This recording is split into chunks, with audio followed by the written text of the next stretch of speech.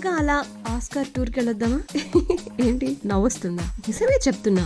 Mobile masala వారి film Nagar కబుర్లలో మరి ఆస్కార్ టూర్ కి అనండి తీసుకెళ్లిపోతాను. ప్రపంచవ్యాప్తంగా సినీ ప్రియులందరినీ వారందరి దృష్టిని మార్చేసినటువంటి గొప్ప వేడుక. అందరి కళ్ళు దానిపై. ఎప్పుడెప్పుడు ఆ అవార్డు మన ఇంటికి చేరుతుందా అని ఎదురు చూసేటువంటి వారు ఎందరో ఇప్పుడు మళ్లీ ప్రపంచవ్యాప్తంగా సినీ ప్రియులందరి దృష్టిని మార్చి 2న జరగబోతున్నటువంటి 97వ అకాడమీ పురస్కారాల పండుగ మార్చిపోతుందా? ఎవరిది కాబోతుంది వేడుక? నటీనటులందరూ కూడా తమ ఎన్నో ఏళ్ల కళ్లకు జీవం పోయడానికి ఈ వేడుక కోసం 1000 కళ్లతో ఎదురు చూస్తూ ఉంటారు. ఇప్పుడు ఆ బాటలో ఈ సంవత్సరం ఉత్తమ దర్శకుడు విభాగంలో చాలా మంది హాలీవుడ్ డైరెక్టర్స్ నామినేషన్ దక్కించుకుని మరి ఆస్కార్ బరిలోకి దిగిపోయారు. మారుతున్న ప్రేక్షకుల అభిరుచులకు తగ్గట్టుగా మరి డిఫరెంట్ స్టోరీస్ తో తెర వెనక ఉండి అద్భుతాలను సృష్టించేటువంటి ఈ కెప్టెన్స్ లో మరి ఈసారి ఆస్కార్ దిశగా అడుగులు ఎవరు వేస్తారు? వారి సినిమాల సంగతులు ఏమిటో తెలుసుకున్నామా? మొబైల్ మసాలా వాడి ఫిల్మ్ నగర్ కబుర్లలో మాట్లాడుకోవాల్సిందే. సినిమా పేర్లతోనే ప్రేక్షకుల్ని ఆకర్షించేటువంటి డైరెక్టర్స్ చాలా అరుదుగా ఉంటారు. అందులో ఈ సంవత్సరం 97వ అకాడమీ పురస్కారాల్లో దర్శకుడి విభాగంలో నామినేషన్ సంపాదించుకున్నటువంటి జాక్వెస్ అరియాట్ ఒకరన్నమాట. ఈయన తెరకెక్కించినటువంటి ఎమిలియా పెరెస్ మరి ఈ సినిమాకు గాను ఈ అవకాశం సొంతం చేసుకున్నారు. పరిస్థితుల కారణంగా ట్రాన్స్జెండర్ గా మారినటువంటి ఒక డ్రగ్స్ లార్డ్ అనుభవాల్ని తెరపై కళ్ళకు కట్టినట్టుగా చూపించడంలో విజయవంతమయ్యారు జాక్వెస్. 1974లో సినీ రంగంలోకి వచ్చినటువంటి ఈయన ఇప్పటి వరకు కూడా 11 సినిమాలే తీశారు. 1994లో సీ హౌ దే ఫాల్ ఈ సినిమాతో దర్శకుడిగా ఎంట్రీ ఇచ్చారు. అండ్ తన తొలి సినిమాతోనే శభాష్ అనిపించుకున్నారు. ఉత్తమ ఫీచర్ ఫిల్మ్ అవార్డు ని సొంతం చేసేసుకున్నారు.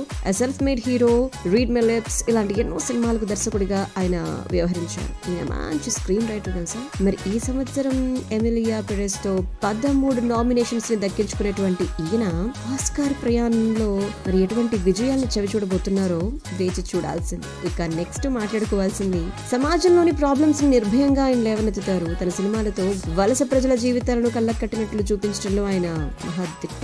ప్రతి సినిమాకు సందేశాన్ని ఇస్తూ ఉంటారు ఆయనే డైరెక్టర్ సీన్ బేకర్. సో ఫోల్ట్ అవార్డ్స్ ఈ సినిమాతో సినిమా ఇండస్ట్రీలో అడుగుపెట్టినటువంటి సీన్ బేకర్ ఎన్నో డిఫరెంట్ స్టోరీస్ అన్నమాట. లఘు చిత్రాలు, వెబ్ సిరీస్లు ఇవన్నీ రూపొందించుకుంటూ తన సత్తాను చాటుకుంటూ ఆయన దర్శకత్వం వహించినటువంటి అనోర్ లాస్ట్ ఇయర్ రిలీజ్ అయింది. విమర్శకుల ప్రశంసలు అందుకున్నటువంటి ఆయన సినిమా ఈ సంవత్సరం ఆస్కార్ అవార్డ్స్ లో ఉత్తమ దర్శకుడి విభాగంలో నామినేషన్ సొంతం చేసుకునేలా చేసేసింది. హాలీవుడ్ లో యాక్షన్, కామెడీ మరి ఇలా డిఫరెంట్ జానరాస్ లో సినిమాలు మనం చూస్తూ పెరిగాం కదా. కానీ ఇలాంటి సినిమాల్ని తెరకెక్కించాలి అని చెప్పి అనుకోవటం, నిజ జీవితంలో జరిగినటువంటి సంఘటనల్ని తెరపైకి తీసుకురావాలి అని చెప్పి అనుకోవటం పలు సందర్భాల్లో చెప్పుకుంటారు. కానీ అలా పైకొచ్చి ఆయన సినిమాల గురించి చెప్పుకునేలా చేసుకున్నటువంటి ఈయన అంటే టేక్అవుట్ గానీ, స్టార్లెట్ గానీ, తర్వాత టాంజరిన్ గానీ, రెడ్ రాకెట్ ఇలా ఎన్నో విలువైన విజయవంతమైన సినిమాలు ఆయన తీయడం జరిగింది అనమాట. మరి ఇప్పుడు ఈ ఆస్కార్ బరిలో వారి విజయపు బాట ఎలా ఉండిపోతుందో చూడాల్సిందే, చూసి ఆనందించాల్సిందే. ఇక నెక్స్ట్ మనం మాట్లాడుకోవాల్సింది ఎవరు అంటే గనక ఎవరైనా కూడా నీపై దృష్టి పెట్టాలంటే నువ్వు కాస్త అందరికన్నా డిఫరెంట్ గా విచిత్రంగా ఉండాలి అంటూ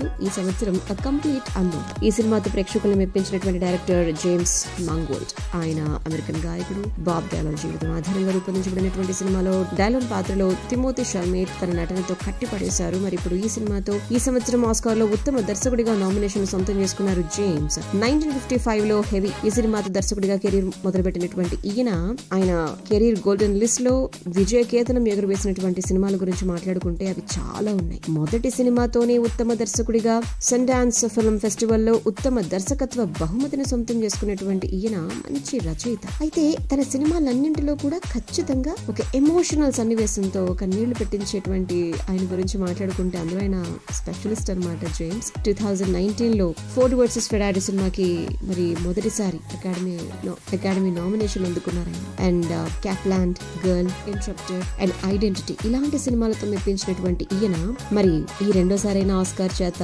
పట్టుకుంటారా లేదా చూడాలి, తెలుసుకోవాలి. నెక్స్ట్ మాట్లాడుకోవాల్సింది 2025లో ఆస్కార్ పురస్కారాల్లో దర్శకత్వ విభాగంలో నామినేషన్ దక్కించుకున్నటువంటి one and only lady Coralie Fargeat. 2017లో రివెంజ్ సినిమాతో కెప్టెన్ గా అవతారం ఎత్తినటువంటి తను తొలి సినిమాతోనే సినీ ప్రియుల మనసుల్ని గెలుచుకున్నారు. 2003లో కొర్లీ తెరకెక్కించినటువంటి లే టెలిగ్రామ్ ఆమె మొదటి లఘు సినిమా. సో ఎన్నో చిత్రోత్సవాల్లో ప్రదర్శించబడింది. 13 అవార్డ్స్ ని సొంతం చేసుకుంది. తీసింది 2 సినిమాలే కానీ సందేశాత్మక కథలతో ప్రేక్షకుల్ని తన వైపు తిప్పుకుంటారు. ఆమె దర్శకత్వం వహించినటువంటి the substance last year release అయింది. విమర్శకుల ప్రశంసలు అందుకుంది. యవ్వనం కోసం తాపత్రయపడేటువంటి ఒక మహిళ జీవితం చుట్టూ ఈ సినిమా కథ తిరుగుతుంది. ప్రేక్షకుల్ని సీట్ అంచును కూర్చోబెట్టేటువంటి ట్విస్ట్ తో ప్రేక్షకుల్ని ఆకర్షించినటువంటి సినిమా ఇది. మరి సినీ రంగానికి వచ్చినటువంటి అతి తక్కువ సమయంలోనే ఆస్కార్ 2025 మొదటి అడుగు వేస్తున్నటువంటి కొర్లీకి మనమందరం కూడా విషెస్ ని అందించాల్సింది. మరి విజయ కేతనం ఎగురవేయాలని చెప్పి మనం కోరుకోవాల్సింది. అండ్ మనం మాట్లాడుకోవాల్సినటువంటి మరొక పర్సన్ ఎవరు అంటే ఈ సంవత్సరం 97వ అకాడమీ పురస్కారాల్లో దర్శకత్వ విభాగంలో నామినేషన్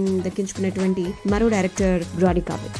సో ది బ్రూటలిస్ట్ సినిమాకు గాను ఈ అవకాశాన్ని ఆయన సొంతం చేసుకున్నారు. 11 ఏళ్ల వయసులోనే ది కింగ్ ఆఫ్ క్వీన్స్ అనేటువంటి సిరీస్ లో అతిథి పాత్రలో మెరిసి నటనా జీవితాన్ని ప్రారంభించేశారు బ్రాడీ. 2015 లో the childhood of a leader అనేటువంటి సినిమాతో మెగాఫోన్ పట్టేసుకోవటం, ఆ తర్వాత ఒకవైపు నటుడిగా రాణిస్తూనే వైవిధ్యభరితమైనటువంటి సినిమాల్ని తెరకెక్కిస్తూ ప్రశంసలు అందుకుంటున్నారు. మరి ఇప్పుడు ది బ్రూటలిస్ట్ సినిమాతో ఒకవైపు ఒక వ్యక్తి తన జీవితాన్ని వృత్తిని పునర్నిర్మించుకోవడానికి ఎలాంటి పరిస్థితులను ఎదుర్కొంటాడు అనేటువంటి కథాంశాన్ని ప్రేక్షకుల కళ్ళకు కట్టినట్టుగా చూపించి సెహబాష్ అనిపించుకున్నారనమాట. ఈ మధ్యన ఈ సినిమాకి గోల్డెన్ గ్లోబ్స్ పురస్కారం కూడా దక్కడం జరిగిందనమాట బ్రాడీకి. మరి ఆస్కార్ వేదికపై ఎలా నిలబడతారో, ఎన్ని విజయాల్ని అందుకుంటారో చూడాల్సిందే. మరి కెప్టెన్ సముద్రకి కూడా ఆల్ ది బెస్ట్ అంటూ విషెస్ ని అందించేద్దాం. వేచి చూద్దాం మరి ఈసారి ఆస్కార్ కెప్టెన్ ఎవరు.